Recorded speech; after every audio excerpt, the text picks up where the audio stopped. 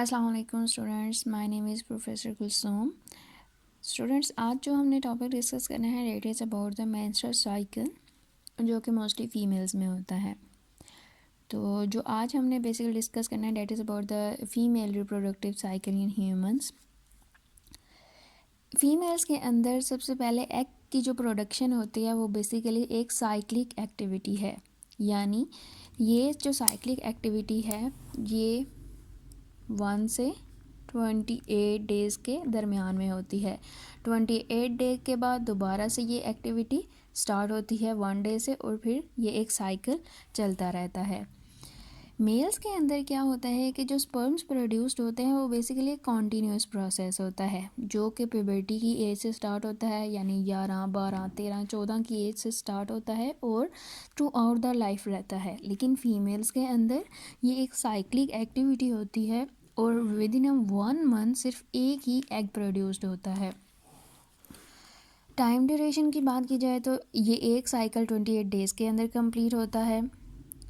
अब साइकिल्स इसके अंदर दो तरह के होते हैं। एक ओवेरियन साइकिल होता है जिसके अंदर जो है वो ओवरी के अंदर बेसिकली चेंजेस आ रही होती हैं, और दूसरा यूटेराइन साइकिल होता है जिसके अंदर यूट्रस की जो वॉल्स होती हैं बेसिकली उनके अंदर चेंजिंग आती है, ताकि जब फर्टिलाइजेशन हो तो एम्ब्रियो के लिए जो है वो वहाँ पे रिप्लेसमेंट ऑलरेडी अवेलेबल हो।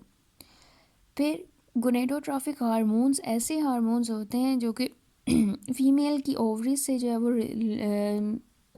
रिलीज़ हों और फीमेल की ओवरीज पे एक्ट करें, ताकि वहाँ से कुछ स्पेशल टाइप ऑफ हार्मोन्स जो हैं वो प्रोड्यूस करवा सकें। मेंस्ट्रुअल साइकिल के अंदर 4 तरह की फेजेस देखी जाती हैं। कौन कौन सी फेजेस हैं, आइए उसको डिस्कस करते हैं।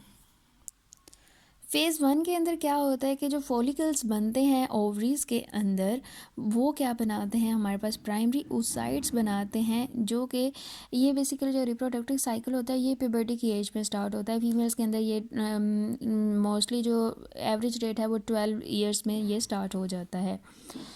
यहाँ पे होता क्या है कि जो पिट्यूटरी ग्लैंड होता है वो बेसिकली ये एक पिट्यूटरी ग्लैंड है। पिट्यूटरी ग्लैंड का ये हाइपोथैलेमस के अंदर जब वो प्रेजेंट होता है तो इसके 3 लोब्स होते हैं। एक इंटीरियर लोब होता है, मीडियन लोब होता है और पोस्टीरियर लोब होता है। तो जो इंटीरियर लोब होता है पिट्यूटरी ग्लैंड का, वो क्या रिलीज़ कर रहा होता है, फॉलिकल स्टिमुलेटिंग हार्मोन। इस फॉलिकल स्टिमुलेटिंग हार्मोन ने जब ये ओवरी के ऊपर एक्ट करता है तो यहाँ पे जो सेल्स फॉलिकल्स होते हैं उनकी डेवलपमेंट स्टार्ट करता है, उनको मैच्योर करवाना शुरू करता है। जैसे जैसे ये फॉलिकल स्टिमुलेटिंग हार्मोन हम रिलीज़ होता है, मैच्योर कराता है, साथ ही एस्ट्रोजन हार्मोन भी जो है वो रिलीज़ होता है। यहाँ पे स्टूडेंट्स एक बात समझने वाली है। लेट्स से कि हम कहते हैं कि ये 6 एग्स बने हुए हैं यहाँ पे, इन फॉलिकल्स में से सिर्फ एक ऐसा सेल होगा जो आगे जाके प्राइमरी oocyte बनेगा और प्राइमरी oocyte आगे जाके एक फुली डेवलप्ड एग में कन्वर्ट होगा।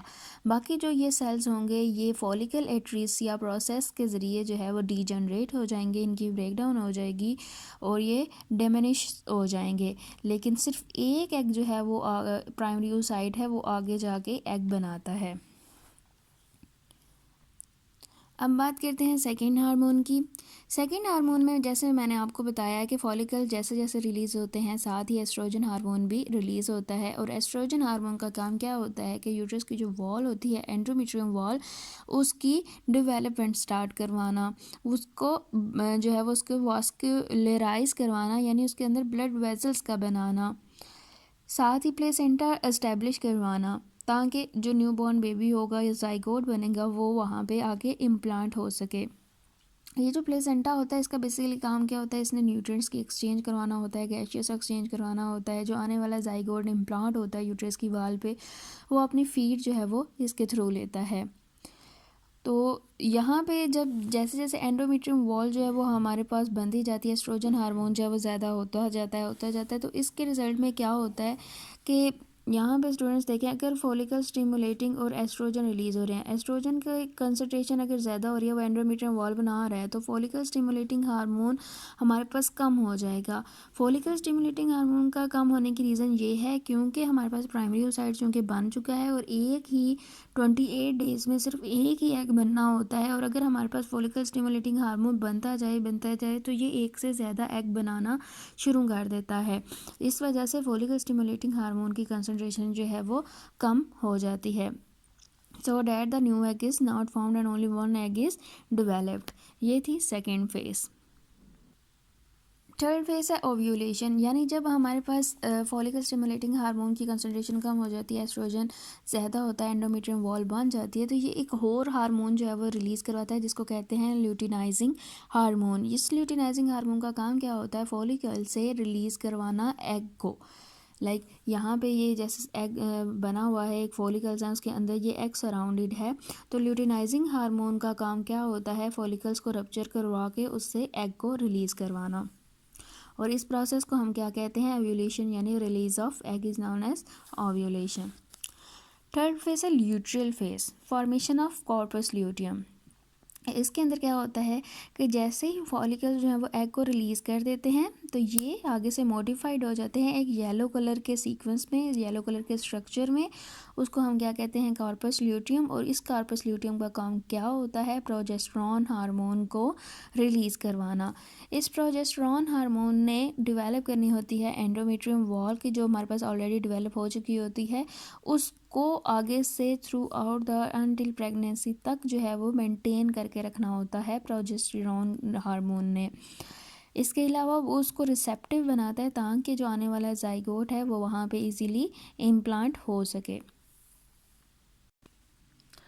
स्टूडेंट्स, यहाँ पे आप लोगों को ये मैंने एक साइकिल बनाया है आप लोगों की आसानी के लिए, समझने के लिए। तो सबसे पहले ये है ओवरी। ओवरी के अंदर एक एग जो है वो मैंने जैसे आपको बताया कि बाकी जो है वो सेल डीजनरेट हो जाते हैं फॉलिकल एट्रीसिया के थ्रू, सिर्फ एक ही जो सेल है वो आगे फॉलिकल सेल वो आगे मेच्योर होता है। तो यहाँ पे क्या होगा? प्राइमरी ओसाइट बनेगा, प्राइमरी ओसाइट से आगे जो है वो इसकी माइटोसिस को थ्रू डिफ्रेंशिएशन होगी, ये अपने साइज़ के अंदर इंक्रीज़ करेगा, मेच्योर होना शुरू होगा। ये डिवेलपिंग फॉलिकल्स हैं, या आहिस्ता आहिस्ता मेच्योर होना शुरू हो जाएंगे, और लास्ट पे हमारे पास एक फॉलिकल जो है वो मेच्योर फॉर्म में आ जाएगा।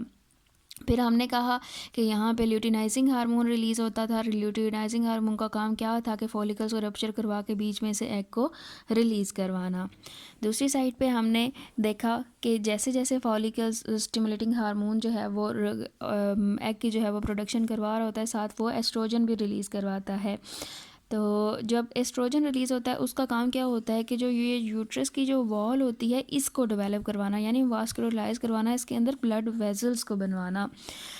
तो यहाँ पे साथ जैसे जैसे ये स्टेज चलती जाती है, ये आगे मैच्योर होता है, इसी तरह एस्ट्रोजन जो हार्मोन होता है वो भी आगे से इस तरह से ब्लड वेजल्स बनाता जाता है।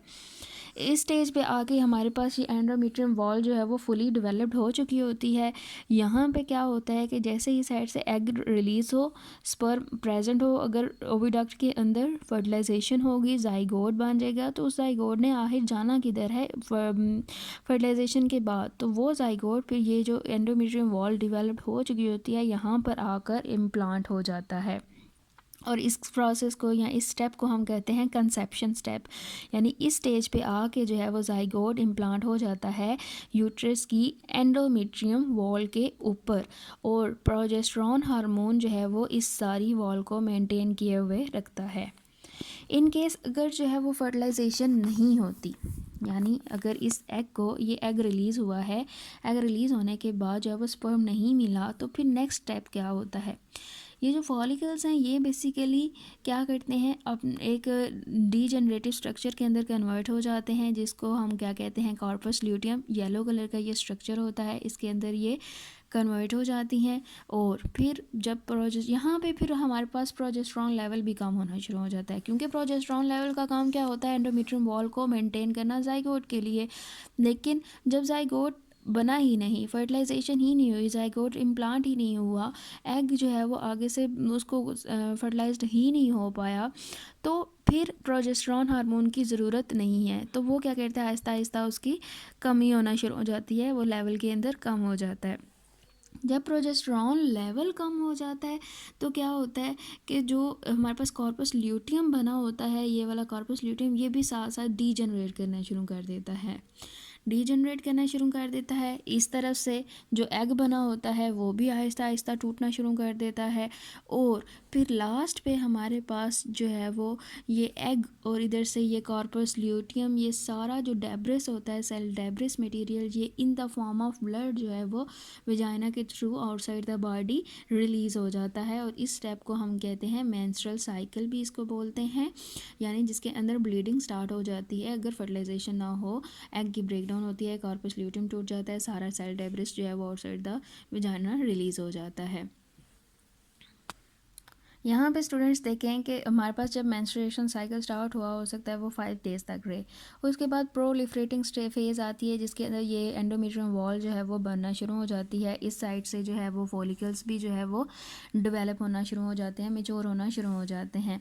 और ये जो है वो यहाँ तक जो है वो हमारे पास हो सकता है 15, 16, 14 डेज़ तक ये बने। उसके बाद इस साइड से जो है वो एग ओवरी से डिस्चार्ज होता है। इस फेज़ को हम क्या कहते हैं, सेक्रेटरी फेज़ कहते हैं, जिसके अगर जो स्पर्म हो तो वो फर्टिलाइज्ड हो जाता है, अगर ना हो तो फिर अगला प्रोसेस स्टार्ट हो जाता है।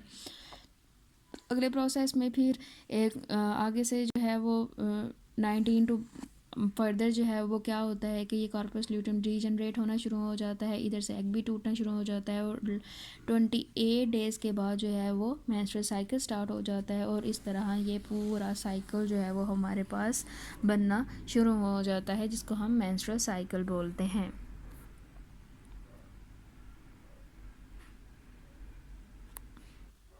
स्टूडेंट्स, ये एक बहुत ही इजी डायग्राम है आपके लिए मैंने बनाई है कि यहाँ पे ये वो केस है जिस केस में हमारे पास फर्टिलाइजेशन हो जाती है, और इस साइड पे मैंने वो केस बनाया है कि जब हमारे पास फर्टिलाइजेशन नहीं होती।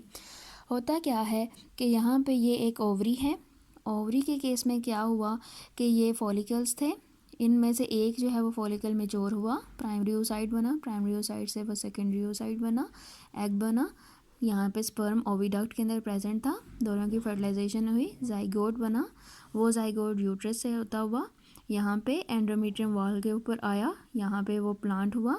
जब प्लांट हुआ तो यहाँ पे ये ऑलरेडी वास्कुलराइज्ड थी, यानी इसके ऊपर जो है वो ब्लड वेसल्स ऑलरेडी बनी हुई थी, प्लेसेंटा बना हुआ था, जिससे जो है वो जाइगोट अपनी खुराक ले सकता था। और फिर उसके बाद जो है वो उसकी फर्दर डेवलपमेंट स्टार्ट हो जाती है और सर्विक्स के ज़रिए, वेजाइना के ज़रिए जो है वो फुली डेवलप्ड जो इंडिविजुअल होता है वो रिलीज़ हो जाता है आउटसाइड द बॉडी।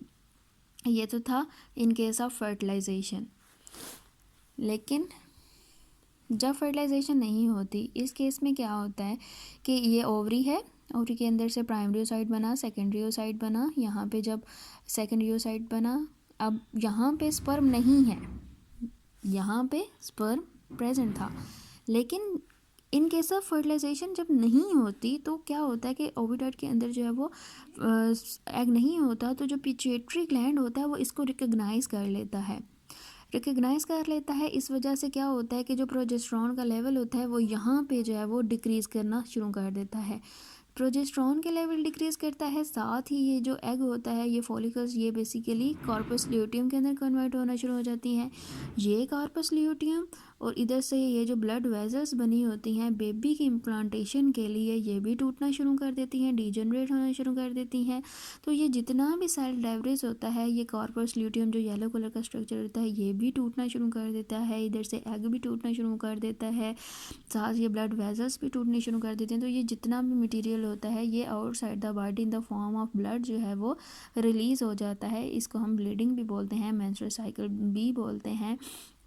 और ये आउटसाइड द वजाना जो है वो रिलीज़ हो जाता है, और ये तकरीबन 5 to 7 डेज़ तक रहता है फीमेल्स के अंदर। So students, I hope you very well understand this topic, and I hope कि आप लोगों को ये बहुत अच्छे से समझ आ चुका होगा। कमेंट्स में ज़रूर बताइएगा कि कैसे लगा आपको लेक्चर, और अगर अभी तक आपने ये सब्सक्राइब नहीं किया तो इसे जल्दी से सब्सक्राइब कर लें। Thank you so much. अल्लाह हाफिज़।